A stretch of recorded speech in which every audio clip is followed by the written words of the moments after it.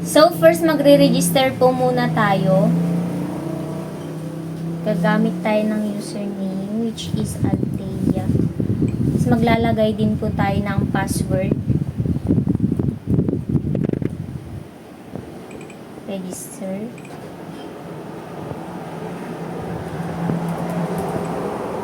Confirmation. Lalagay na po tayo.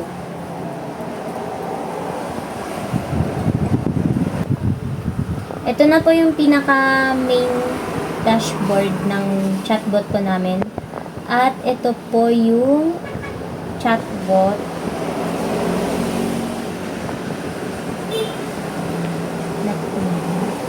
na pwede ka pong magtanong.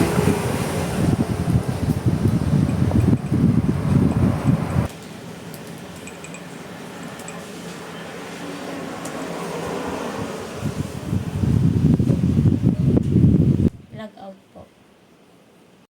So next, punta po tayo sa login area po for admin. Then, nilalagay po natin sa username is admin.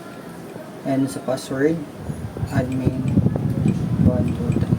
So, kung tatanungin niyo po ba't admin, admin 123, ito po kasi yung default po. Login. Then, go to the view chat logs. So, ito po yung chat logs. Then, dito po, makita niyo po dito yung chat logs po ng chatbot namin. Then, sa upper part po, makikita niyo po yung export CSV po.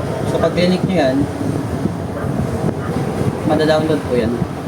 Then, export nyo po yung CSV, mapupunta po sa download. Pag clinic po natin tong downloaded CSV natin, ma-open po natin siya. Then, so makikita po natin dito kung saan po pwede nyo open yung file. So, now po gagamitin po is natin is Notepad kasi po wala pong Excel tong device na gamit. Okay. And, ayun po, dito po makikita yung complete details po ng user po, or yung admin. History.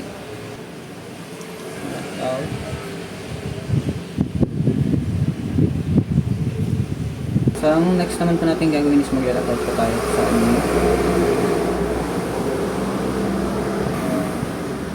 Laptop. Ayun na, pupunta na po ulit sa admin dashboard po. Sa admin. Ayan, so, yung sa CRUD implementation naman dito sa may management user, makikita lahat ng nag-login sa chatbot at pwedeng i-edit, delete, and mag-add ng user.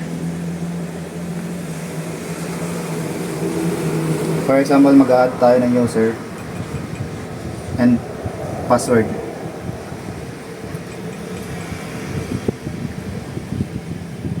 Ngayon, papasok siya dito. At pwede mo rin siyang i-edit. Edit username. Then, update. Then, para sa delete naman, delete mo lang siya ng mawawala.